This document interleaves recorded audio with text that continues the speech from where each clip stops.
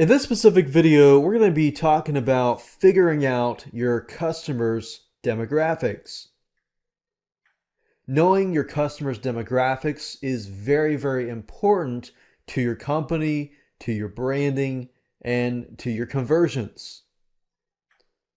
Let's say, for example, that your demographics or majority buyers are female, college level education, and about 35 years old.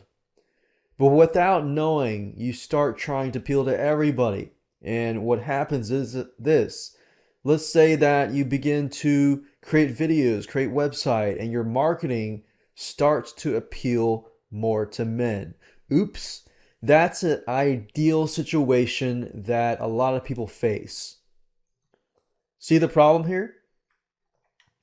So without this information, you really can't put a face to who your audience is, to your buyers are, and their gender, their age, the education level, the earning, the jobs that they might have, where they could be located, their likes, their dislikes, and so forth. So once you know the demographics, knowing this information will help you and allow you to focus on the right audience that will increase your branding and conversions down the road.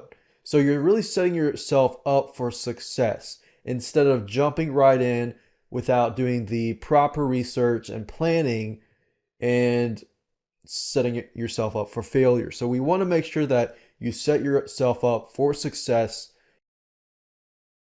Well, let me talk about the steps to figuring this out, and then I'm going to show you exactly how to go about doing this. First of all, of course, you're going to need to know your niche market, your target market, or your topic.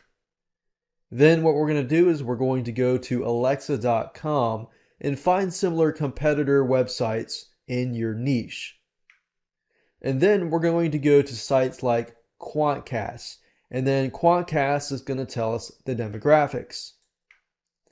We're going to use this information to create a demographic profile. So let's go ahead and get started. So what I want you to do first is to hop on over to alexa.com, as you can see here. And alexa.com basically is an information company that gathers a ton of information, especially about traffic in relation to how much traffic a site could be getting and so forth.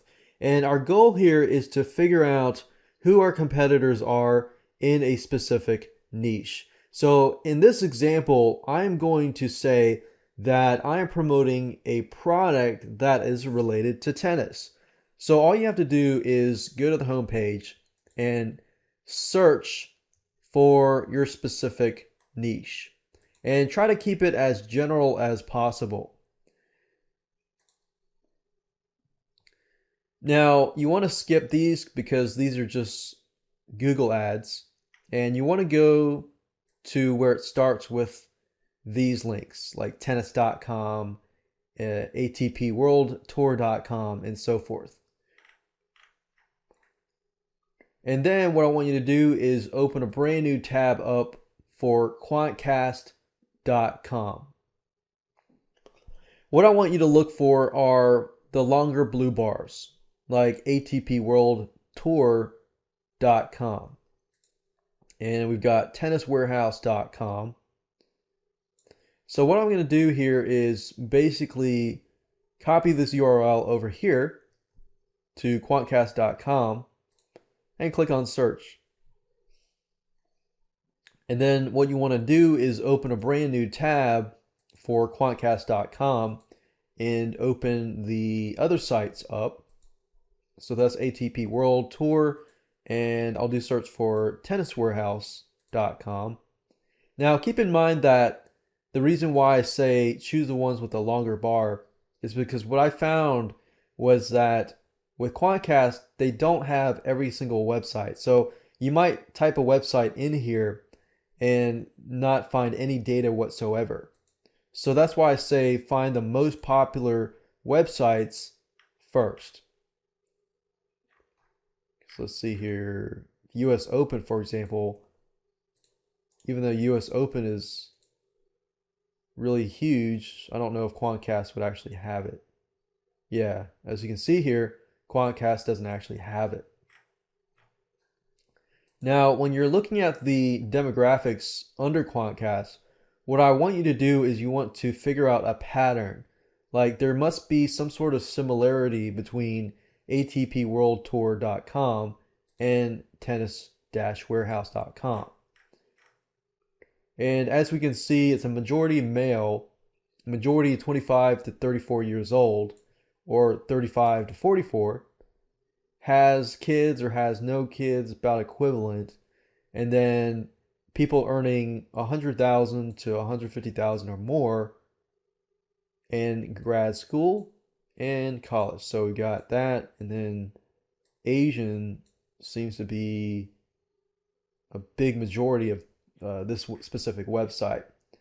So if we go to tennis-warehouse.com, which is probably a site that where people actually go to and purchase tennis material, we see that, okay, it's male and 25 to 34 seems to be the thing. And then we got 150,000, 100 to 150,000, at least grad school and Asian.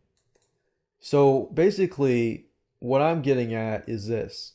And what I would recommend you do is open up WordPad or Notepad and create some sort of customer demographic profile. So this case, we're going to say male, it looks like 18, no, not 18, 24 to 34 and 35 to 44 seems to be the majority. Has no kids, has kids, pretty much equivalent, and about 100 to 150K plus. Grad school and Asian seems to be the highest. Now, obviously what I would do is I would go further and I would find more websites that are related to tennis, and I would actually use Quantcast and keep searching. I'd still find probably about 5 or so websites, and if I see that the pattern still points to all of these here, then this is going to be my demographic profile.